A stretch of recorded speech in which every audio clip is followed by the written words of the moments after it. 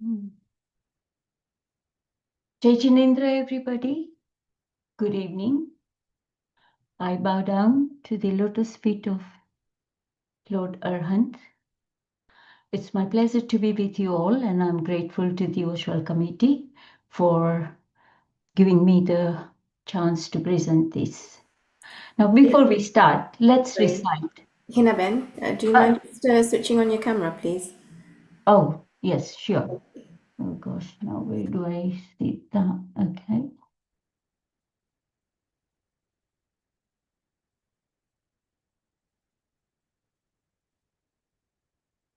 Is that okay now? Yes, thank you. Okay. And can you hear me? Yes. Oh, good. Perfect. Okay. So before we start, let's recite the Navkar mantra. Namo Arihantanam, Namo Namo, Namo Sitanam, Namo Namo, Namo Ariyanam, Namo Namo, Namo Vajayanam, Namo Namo. Namuloe savasahunam, namuloe savasahunam. Eso panjanamokaro, sab pavapanasano, mangalanam cha sarve sing. Padamam Havai Mangalam. Padamam Havai Mangalam. Okay, now as usual, let's do a very short meditation. So I request you all to please close your eyes softly and take a deep breath in and out. Do that for 5 times and then for 2 minutes.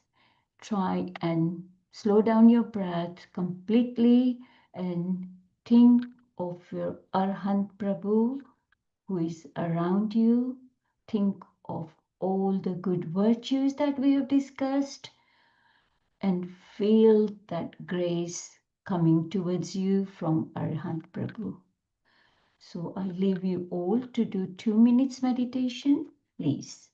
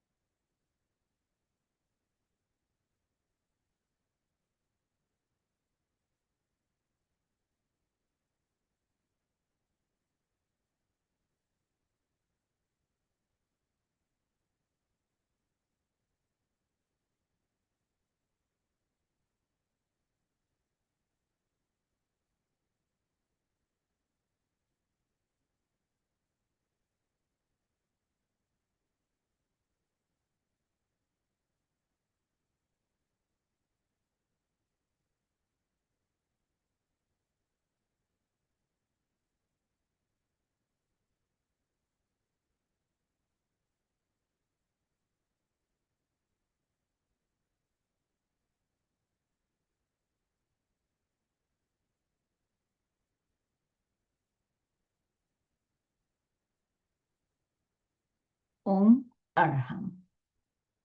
So as you all know, that we are doing Arihant Vandanavali, and the poet is describing the immense beauty of Arihant Prabhu in countless ways. And no matter how many different ways he looks at, he is just so filled with deep joy and emotion that he is compelled to bow down each time he is looking at Lord's virtue. Now, as we have already discussed that why we do the Vanna and all that, so I'm not going to go into all that. And all, okay, just 1 second. I have to, okay, right. So far as you know, we have seen from the day that Lord is in mother's womb, when the day he is conceived, he nothing but he just spreads the joy around him. So we saw his Chavan Kalyanak, so that's his when he is conceived in mother's womb, and then we saw his Janma Kalyanak, and he brings all those beautiful dreams to his mother and makes everybody happy around him. So we saw his Janma Kalyanak, and then we know that when he was born, even Lord Indra comes and they all feel so happy. So while the rest of the public is still sleeping, they take him, they give him bath, and they enjoy his birth celebration, and then they bring him back. And when they bring him back, obviously all the Lord and all the angel, they all come to play with him, and like they disguise themselves as the little children, and they play with him. And that's how they like to be near Lord Arhant, because they know that he's going to be our next Arhant Prabhu. Okay, so this is, we have seen all these celebrations. After that, we have seen some of his so many virtues, and as he's growing, his childhood, his education we saw, and we saw his how he is turning into an adult, and how much knowledge he has, that even though he's like still young, he has got so much knowledge, and that is all due to his Tirthankar Nam Karma, right? So that is how he impresses everybody around him. And after that, all the Dev and Devis come to him that it's time for you to take Diksha now. So when he does take Diksha, what happens? They celebrate his Diksha Kalyanak as well. And that also we saw all last week. And today we have to start with number 29, and that is like after he has taken Diksha, what we are going to look at today is what happens after he spends so many years in doing his sadhana, and what does he achieve. Okay, so number 29 is, just 1 second, I need to see. Okay, right. So this is how far we have come. As you have seen in number 28, that he's almost there with all his sadhana, and he achieves Keval Gyan. Okay, so now this is the number 29. Je Purna Keval Gyan Loka ne ajwad tu જેના મહાસામર્થ્ય કેરો પાર કો નવ પામતું એ પ્રાપ્ત જેણે ચાર ઘાતી કર્મને છેદી કર્યું એવા પ્રભુ અરિહંતને પંચાંગ ભાવે હું નમું. So what is poet trying to say? That જે પૂર્ણ કેવળ જ્ઞાન લોકા લોકને અજવાળતું. So as we saw during his sadhana, after his diksha, he was going around doing his sadhana, and he was spreading the message of non-violence to everybody. And while he was doing his sadhana, at the end of his sadhana, he achieves Kevar Gyan. And what is his Kevar Gyan like? Loka lokane ajavadatu. So with that pure knowledge, he can see Lok and Alok. Yeah, I hope that you all know Lok is this whole universe, and then in Jainism we say the space which is outside the universe is called Alok. Okay, and Jaina Maha Samarthya Kera Parakonava Pamatu. So basically, in this one, his omniscience pervades his and illuminates the entire cosmos. None can comprehend the infinite power he has realized through the destruction of the four Ghati karmas. Again, I hope you all know what is Ghati karma. The karmas, those which destruct our soul's virtues, is the soul's quality are called ghati karma. So he destructed all those ghati karma. So his soul has become very pure now, and because he destructed, so that's why it says the ghati karmas that obscure the soul, is he has finished those, so he can see the past, present, and future. So to such a one rebel, he is again trying to bow down. So, and Keval Gyan is the one that is top knowledge, supreme knowledge. It is total. Now here you must understand when it says Keval Gyan. So Keval, some people can look at it that it's only Gyan, but it is not only Gyan. It is total Gyan. Okay, it is nothing but pure knowledge that he has achieved. Means it's not tainted with any vices. It is the pure knowledge that he has achieved. Okay, there are lots of different names of Keval Gyan, like it says like Mahagyan or Paripurna Gyan, Ananta Gyan, Dosh Rahit Gyan, and so on. Okay, and when he achieves this Keval Gyan, he can see all three realms, and it is undestructible in what you cannot even describe it in the words. It is that pure, it is that beautiful. Okay, it's a perfect knowledge in which soul knows everything, past, present, and future, and that is what's happening in the world. And at the same time, his gnana varna karma obscures this attribute, which obscures the attribute of knowledge of soul, but he destruct them. Okay, so this is how this stanza, it says how beautiful the his knowledge now that he has achieved. We move on to the next one. Next one says, Jai Rajat Sona ne Anupama Ratna na Trana Gadmahi Suvarna na Navapadma Mapada Kamala ne Sthapan Kari Chare Disha Mukha Char Char Sinhasane Je Shobhata Eva Prabhu Arihant ne Panchanga Pave Hunam. So now on, from this gatha onwards, like about 5-6 stanzas, I suppose, is describing those the Ashtapratiharias, what we call is like those eight things that all the Dev and Devis create when Lord is preaching. When Lord is preaching, it is called Samosaran. So as you can see that in the picture, that he is right on top of the whole congregation, and then he is preaching everybody. Okay, so this is called Samusaran, and when the Samusaran is being it takes place, because now Lord has achieved Keval Gyan, so Lord only preaches after he has got the Keval Gyan. So now he is ready, and that is why all the Devis, they prepared the Samusaran for him, and he starts preaching. So now what happened is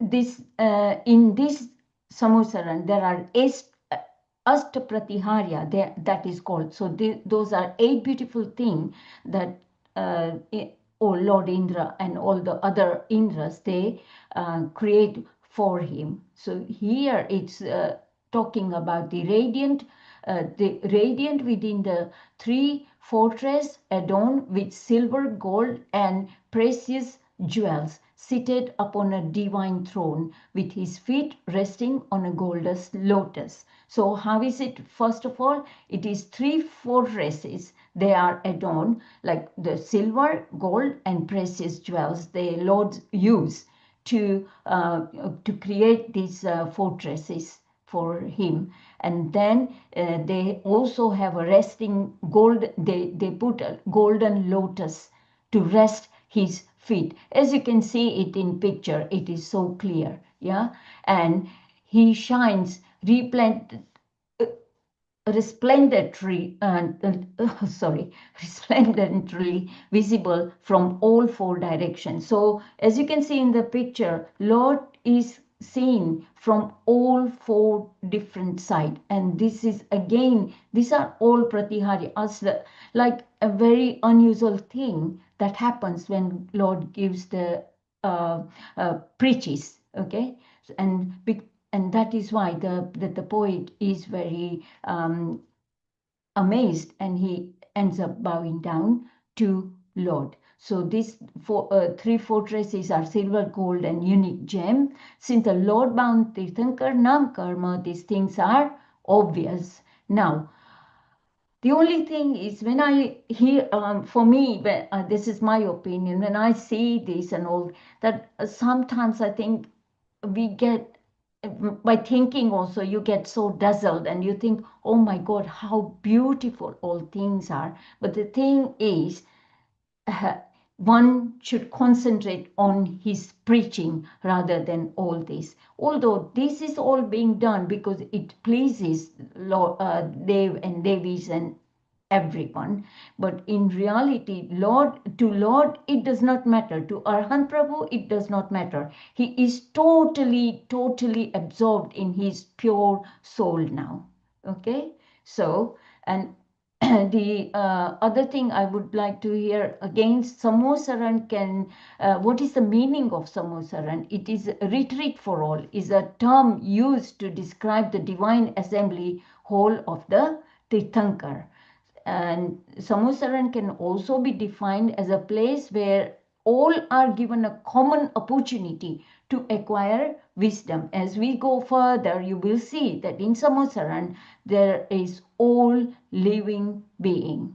Yes, Tiryan also there, human beings are there, Dev Devis are there. So everybody is given the equal opportunity. That is why it is Samosaran. Sam means same, Usaran. So everybody gets, Usaran gets the opportunity. Okay, and that is why it's called Samosaran. Now we go on to the next slide.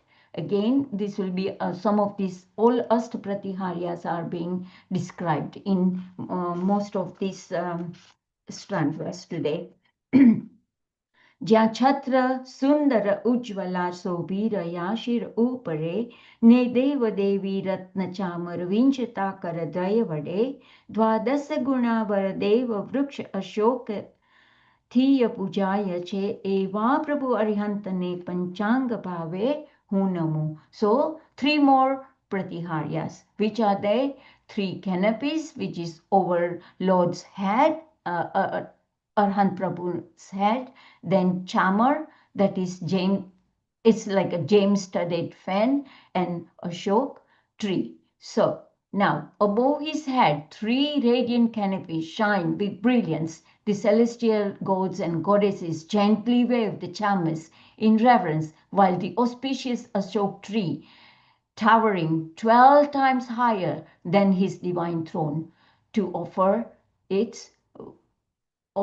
its worship. So now 8 kinds of heavenly signs always there, as I talked about. So here the 3 canopies. The one that protects is, we talked about this, that one that protects is called Chhatra, and there's, as such, it is the sign that Lord protects. He protects the, and this umbrella is not ordinary. It represents Lord's mastery over 3 realms and guarantees all 3 realms to be saved from wrong path. That is why there is Chhatra. It is one of the Pratiharya of Lord in Samosaran, and they again are 3 on each side, as we saw that we can see Lord from 4 sides. So 4 times 3 makes 12, and also 3 on top. So total there are 15 Chhatras in Samosaran. And then we come to Chamar. Just the way Chamar goes up and down, same way the prosperity of universe is the same. It goes up and down. It shows in the midst of this fickle Chamar, Lord is staying very focused. Unlike us, when we have too many ups and downs, what happens? Yeah, we start we agitated, but Lord stays very focused. And also there is another meaning that whoever bows down, like the chamar goes down, again it comes up. Same way, whoever goes and bows down on Lord's feet can come up again and achieve moksha. So this is the reason the chamar is there. And then the ashok tree, as we already discussed, I suppose, ashoka, which is, that is no mourning. Means anything in Gujarati, wherever you see before the word, that means it's negative. So shok means mourning. Ashok means no mourning. So it represents Lord's situation, which is shok rahit. So Lord does not have any mourning. Yeah, he's always happy, and always happy because he is in his soul. He's totally absorbed in his soul. And this tree is 12 times higher. Why? It just represents that even though physical body of Lord is shorter than tree, but Lord is about to achieve much higher position, and he is going to achieve param avastha, which is so much higher. Okay, so these are the other three pratiharyas, and we go on to the next one. Again, it talks about some more.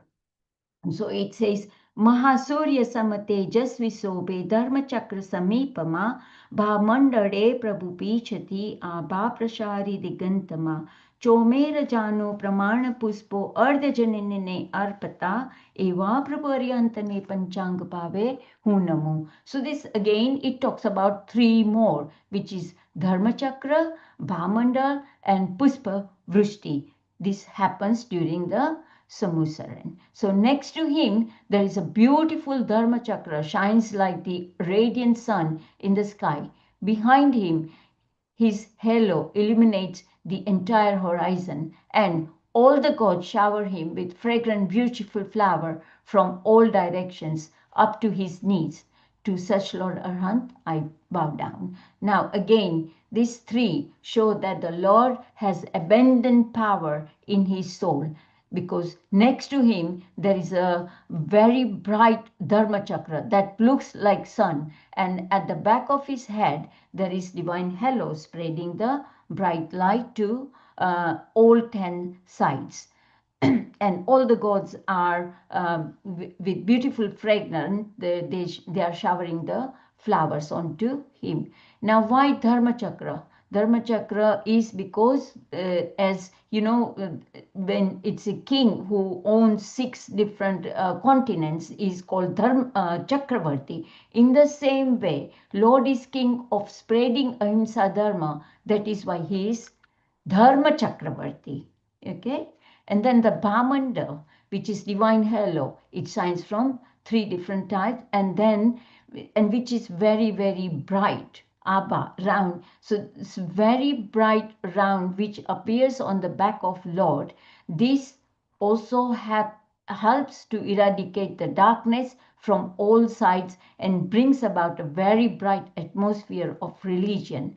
This is a sign of Tirthankar's bright personality. It just shows that, and even in our day-to-day life, if you see some people when we meet, they shine, and it just shows that, this, we all have some sort of Abha Mandal, and that reflects our personality. In the same way, Lord's personality is just amazing. So his halo is so bright and it shines all the time. Okay, so Bhamandal is like very cool, and is brighter than the sun. Can see Arhant's Keval Gnan in this Bhamandal. And then Puspa Vrusti. So why Puspa Vrusti comes is because without being lazy and being and bring about the Arhant happiness, the flowers are right up to his knees. All this is because of his Tirthankar Nam Karma, right? All this is happening because Lord is totally deep. And all this is happening, but remember, Lord is not attached to any of these things. He is just totally absorbed in his own soul. We go on to the next one, and there it says, Ja Deva Dundubi Gosa Gajave Gosana Tranalokama Tribhuvanatana Swami Tani Save Suno Subhadeshana प्रतिबोध करता देवदानव ने वड़ी तिर्यंचने एवा प्रभु अरिहंत ने पंचांग भावे हूँ नमो. So here there are two things happening. Deva Dundubi. So all the like Indra and all the god and goddesses, they play the divine drum. By playing this divine drum, what is it in Hindi? In the picture is written that तीनों लोगों के प्राणी मोक्ष के सार्थवाह प्रभु की शरण में जा रहे हैं. That means the beings of all three worlds are seeking refuge in the Lord, who is the source of salvation. But how do they go? Because all the god and goddesses, they are playing these divine drums, and in that time it is the whenever, like for example, any trader was going from one place to another on the ship and he was going away for some sort of business, he would announce in his old town that if anybody would like to join with me, because we are going to another place to do some business to earn some money. And so this is like those, when they announce in the town, the people who go with that main merchant, they are called Sarthvaha. Sarthva means they are going, but they are taking other people as well. That shows that how pure people were at that time. That it's not only about me, me, me. You come as well, and we all can make money. So that is how they Sarthva word comes from there. That in the same way, Lord is they are doing this divine drum. That Lord is looking for Sarthvaha. Go, he is going to moksha, and if anybody wants to go, please come and join his preaching. And that is how everybody is coming. So everybody is welcome in his congregation, and everybody comes and listens. So this is the meaning of Sarthava, that even for monks, they are looking for Sarthava. And they obviously divine drums, they are always like, even though Lord's preaching can be heard from anywhere, but it again, this is Astapratihaya. So these are all things that all the god and goddesses are doing for hymns. Okay, so it's Lord's greatness that actually there is probably no need for all these drums here. Also, due to Lord's progress of his soul and Mahapunya, all these sound pudgals are also excited to support him. Okay, now we go on to the next one. Then still it's talking about his, now that all these Astapratiharias are over, having completed this Pratihara glory of Lord, the poet now mentions divine influence of Lord's preaching. So what does it say? જ્યાં ભવ્ય જીવોના અવિકસિત ખીલતા પ્રજ્ઞા કમલ ભગવંત વાણી દિવ્ય સ્પર્શે દૂર થતા મિથ્યાવમળ ને દેવદાનવ ભવ્ય માનવ ઝંખતા જેનું શરણ એવા પ્રભુ અરિહંતને પંચાંગ ભાવે હું નમો. So what does it say? With the touch of Bhagwan's discourse, worthy living beings, lotus of knowledge blossoms, and their wrong beliefs are destroyed. All gods, demons, and human beings crave for his refuge. To such Lord Arihant, I pay my homage. And again, so now Lord's divine discourse, which is called Divyavani. It is again one of the very auspicious things about Lord Arihant, that their Vani is very divya.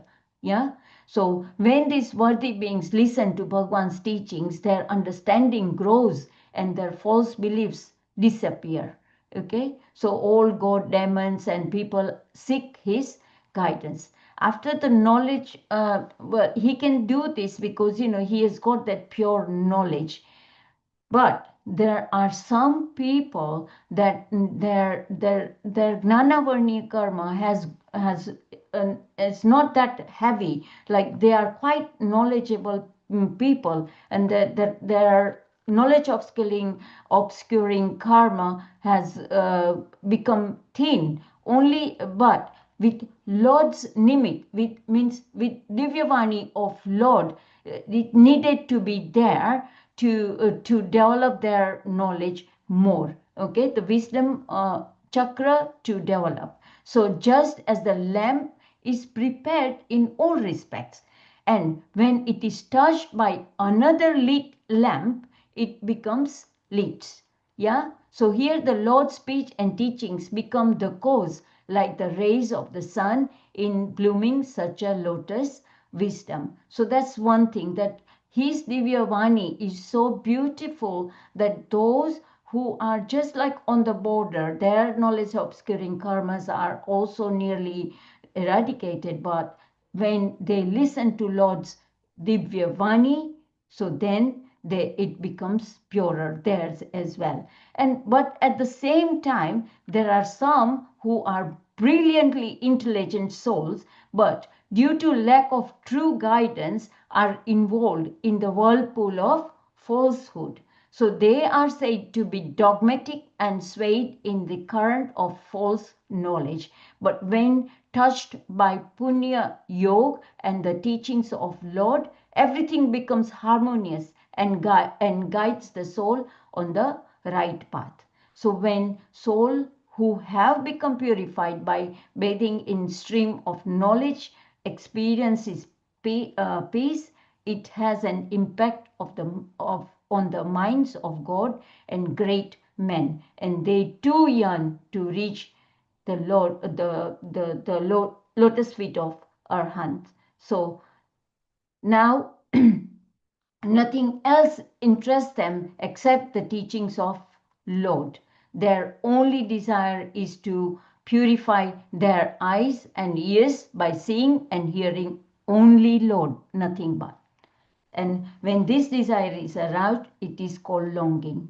Okay, so they are all the knowledgeable people also. It's like their knowledge goes into the right direction. So as you all know that in Jainism we say upadan and nimit, material cause and effect cause. So some are already there to achieve kevar gyan, but they were there stuck with some sort of not right knowledge. And as soon as they hear Lord's Divya Vani, then their knowledge becomes pure as well. So this is how Lord's discourses are, Divya Vani. Okay, so then we go on to the next one. Je bija bhuta ganaya chetrana pada chaturdasa purvana upaneiva vigmeiva duveiva mahatatvana एदान Sushruta ज्ञान नु देनार तरण जगन्नाथ जे एवा प्रभु अरिहंत ने पंचांग भावे हूँ नमो. This is really beautiful. So what happens here? The essence of highest truths of all 14 purvas. I hope you all know that 14 purvas are like our agam. So, and what is the essence of it? Upaneiva, origination, Vigmeva, destruction, and Duveiva, which is permanence, have been revealed as sacred words, which is Sushrut Gyan by the Lord of the three realms. To such Lord Arihant, I pay my homage. Okay, so what does he do? Here he is, as you can see in the picture, he is preaching, but he is saying only three words. All our agams have been written when Lord said only these three words, upaneva, which is the production or emergence. So there emerges a new phase of the substance. This is called utpat or utpatti, which denotes the emergence of a new mode. And then Lord said vigmeva. So all mode of the substance vanishes. This is called vigmeva vyai or lay, which denotes disappearance of old mode. Original, and then duveva, which is original quality of the substance remain constant, and this is called dueva, which denotes the permanence of the substance. So this is the main tattvas. This is the main understanding of Jainism, and this is a very well-known example of like gold. Whenever you make a chain of a gold, then if you want to make bangles with it, then obviously you break those chain and you make the bangle. But the chain, obviously it you that is destructive, and then you make bangles, so new mode comes in the picture, but then this the main goal remains the same. This is how the whole Jainism has been explained, that in this universe nothing gets destructive. Is it either Jeev or Ajeev? Everything remains. The main their attributes remain. It's just that one form gets destructed and the other form takes place. Yeah. So these three words were spoken by our Arihant Prabhu. Okay. And this is how all the 14 purvas and everything was created only from these three words. Now we go on to the next one. ए 14 पूर्वो न रचे छे सूत्र सुंदर साथे जे ते शिष्य गण ने स्थापता गणधर्प दे जगन्नाथ जे खोले खजानो गुडमानव जातना हित कारणे एवा प्रभु अरिहंतने पंचांग पावे हूँ नमो. So now what happens, that he is saying those three words, and what does he do? He chooses his gandhars and he establishes the Sangh. So he appoints his disciple as Gandhar, who compiles the essence of the 14 Purvas into various sutras. Through the Lord's guidance, Gandhars reveal the treasure of knowledge for the upliftment of humanity. To such Reverend Prabhu, he's bowing down. So what is that? By selecting the best and the capable disciples, Lord put, what does he do? In the next slide, you will see the picture. What he does is he puts the Vaschef on their head. So he sees who is capable, who is very clever. So this is how he chooses his disciple and appoints them as his Gandhar. And due to the effect of Vasa's shape, Gandhars compile all 14 Purvas and reveals the deep treasures of knowledge for the benefit of mankind. So Lord is already retired from all his duty and achieves Siddhi, but because he is Dharma Chakri, he religious head, therefore, as per tradition, he establishes the Sangh. So Lord establishes the Sangh, wherein where there is Gandharpad, which is main. So Gandhar, what do? They manage the whole Sangh. In this tradition, lots of saints renounces and wants to follow the path of moksha marg. So take on the Jnana, Darshan and Charitra and Tap marg, who have lot of queries, and these Gandhars are the one who fulfill them and unfolds the reality to them. As you can see, the whole atmosphere is so beautiful, right? So this, you can see the Gandhars are spreading their knowledge and satisfying all those who have any queries. Okay, then we go on to the next one. जे धर्म तीर्थंकर चतुर्विध संग संस्थापन करे महातीर्थ सम ए संग ने सूर असुर सहु वंदन करे ने सर्व प्राणी भूत जीवो सत्वसु करुणा धरे एवा प्रभु अरिहंत ने पंचांग भावे हूँ नमो. So what happens here? He establishes the fourfold sung to which even celestial and infernal beings offer reverence as they would to a sacred pilgrimage site. So, as you all know, and in Jainism, song is treated as like very much same as the pilgrimage place. Yeah. So this song embodies compassion for all living being. To such reverence he is bowing down. So this, as you all know, fourfold sung is what is it consist of? Sadhu, Sadhvi, Shravak and Shravika. And what do?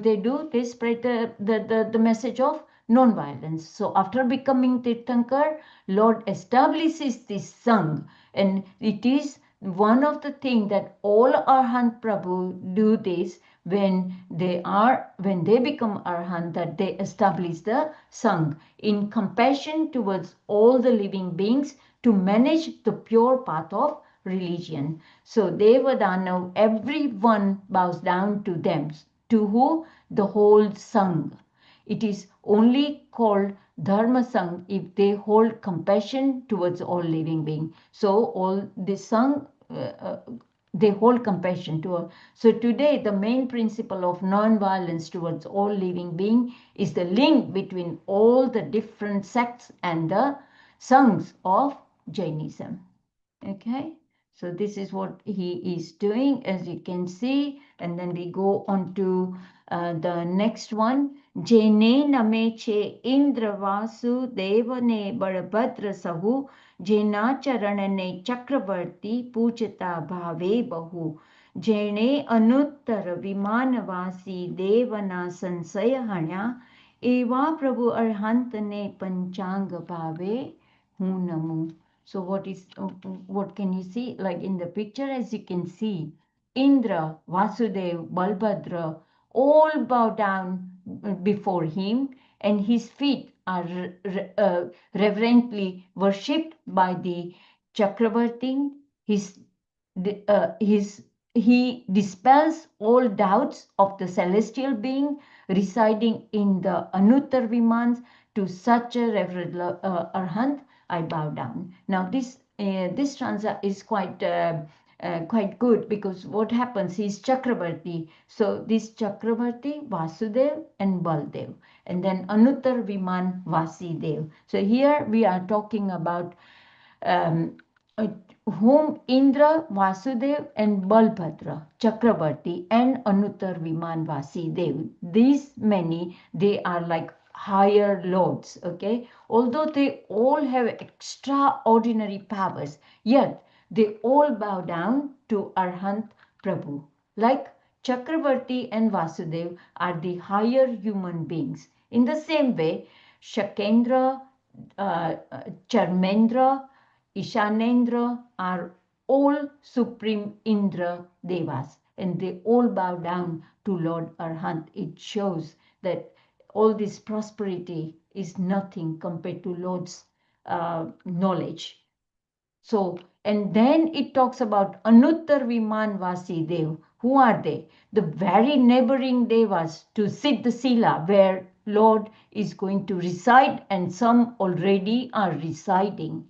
Okay, so residing very near to Siddhasila, they are all Samyaktva-dhari. So they all have Samyak darshans, they all have Samyaktva. So without being influenced by the luxuries of heaven, they are always engrossed in their soul as well. So still they have, but they still have some minor doubts about like who created this universe, also the relation between the soul and the matter, and so on.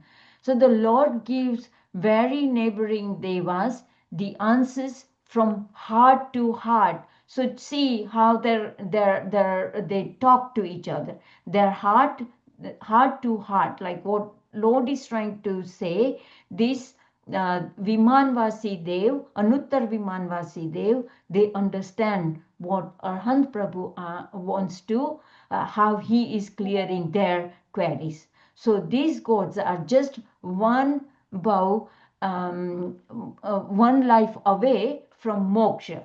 The devas who are in Anuttar Viman, they are only one life away from moksha, but they still have some doubts, and Arhant Prabhu clears them all. So he removed all the doubts of heavenly beings residing in Anuttar Viman, that after this of their birth, they also will be able to attain Keval Gyan. And this gives them lot more pleasure than that of heaven luxury. So even though they are in heaven, they are really not enjoying the luxuries that is around them, but they are in their soul all the time. And then normally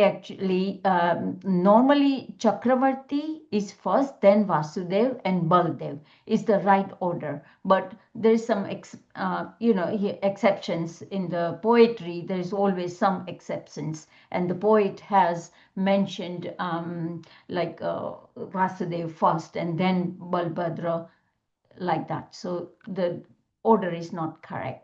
So Indra, Vasudev, and Balbhadra all bow down to him, and his feet are reverentially worshipped by Chakravarti. Okay, so it just shows the greatness of our Tirthankar Prabhu, Arhant Prabhu. Then we move on to the next one. Je Che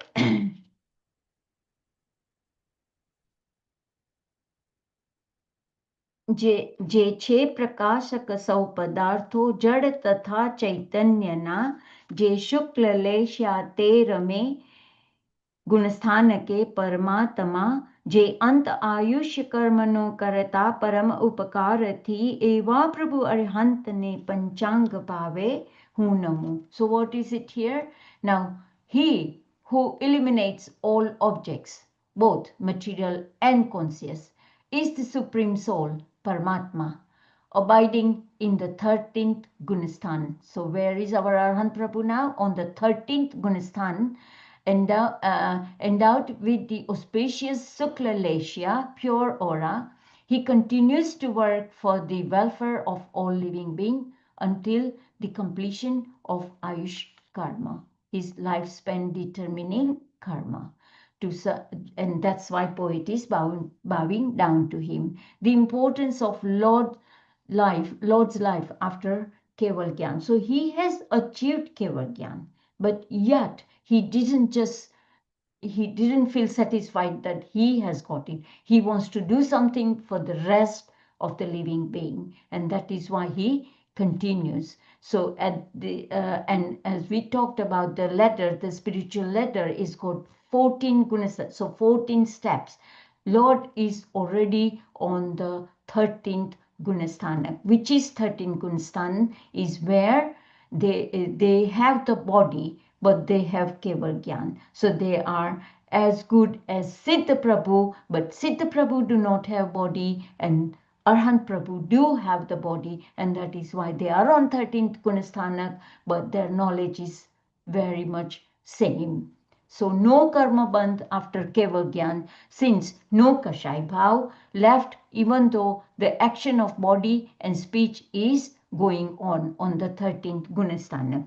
So while they are on this 13th Gunasthanak, they have to wait till their Ayushya, that is life determining karma, is finished. Lord is doing the work for the welfare of living being, as we said. And he establishes the real principle of Jad and Chetar, that is matter and consciousness.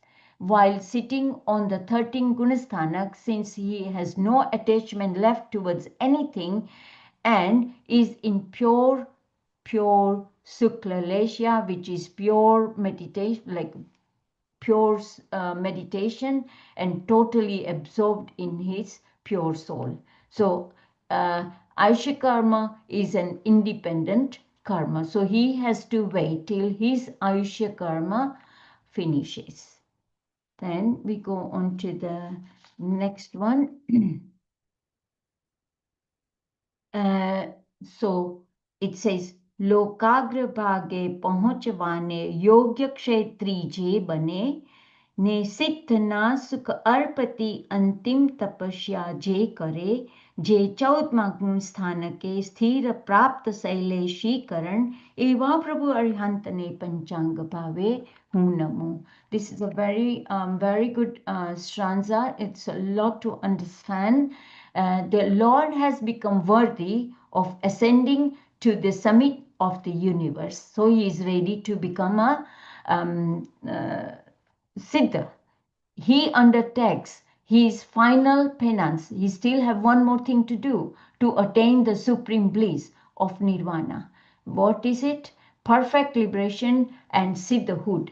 Okay, so advancing to the 14th gunastanak, yeah, the highest stage of spiritual development, the highest stage of that ladder, he has to perform. He performs Shaileshi Karan, a state of motionless meditation.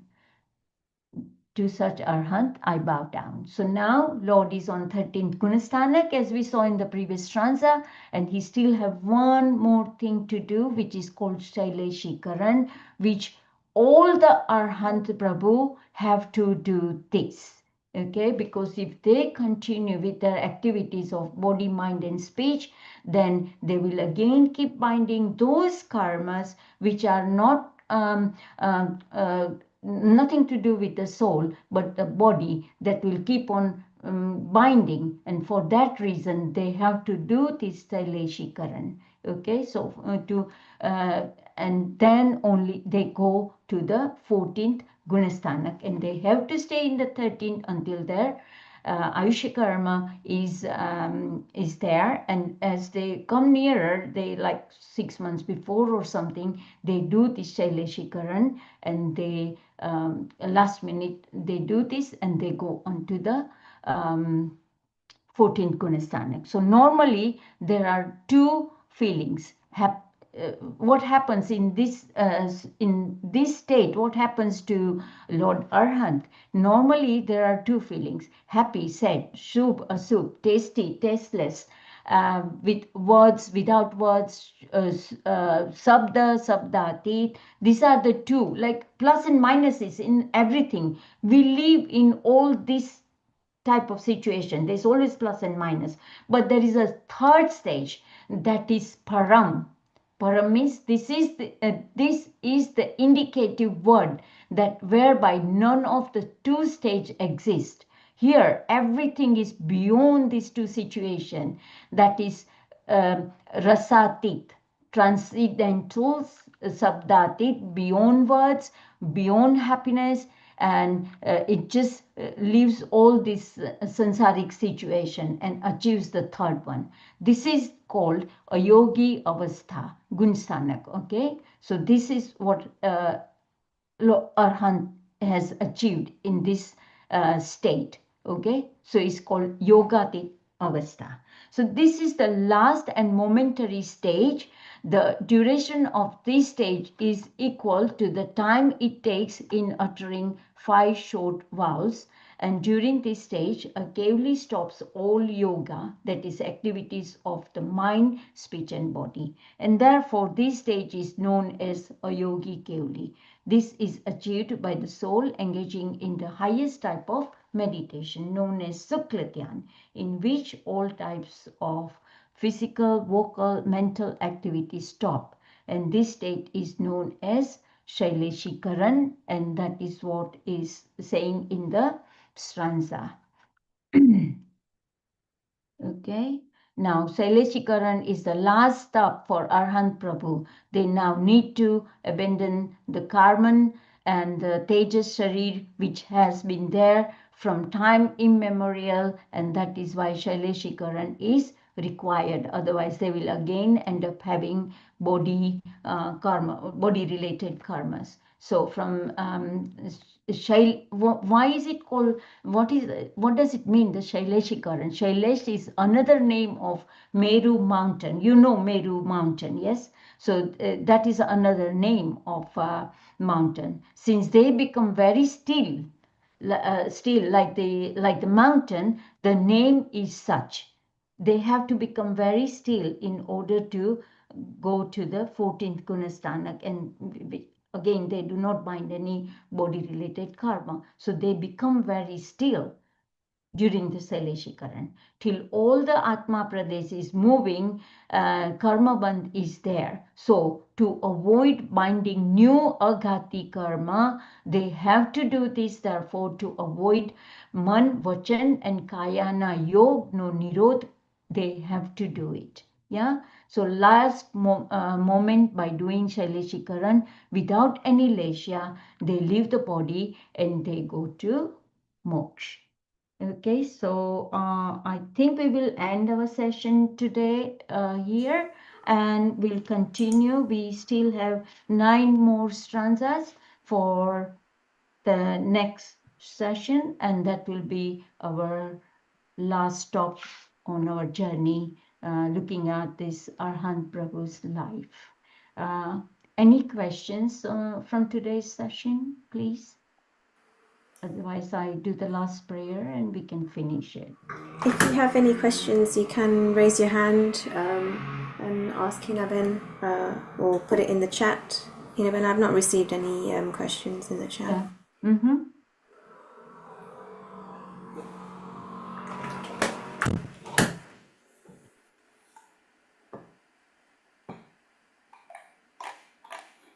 Right. I think either they understood all or they didn't understand anything. It can be like that. But never mind. We have finished today's session, and I would say the prayer and we can end. Okay? Chattari Mangalam Arhanta Mangalam Siddha Mangalam Sahu Mangalam Kevali Panato Dhammo Mangalam Chattari Loguttama Arihanta Loguttama Siddha Loguttama Sahu Loguttama Kevali Panato Dhammo Loguttamo Chattari Sharanam Pavachami Arhante Sharanam Pavachami Siddhe Saranam Pavachami Sahu Sharanam Pavachami Kevali Panatam Dhammam Saranam Pavachami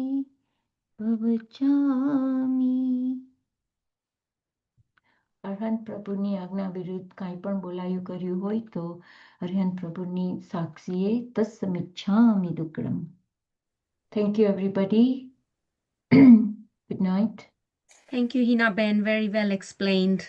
Oh, thank you. See you next week. Thank you, Hinaben. See you next week. Mm-hmm.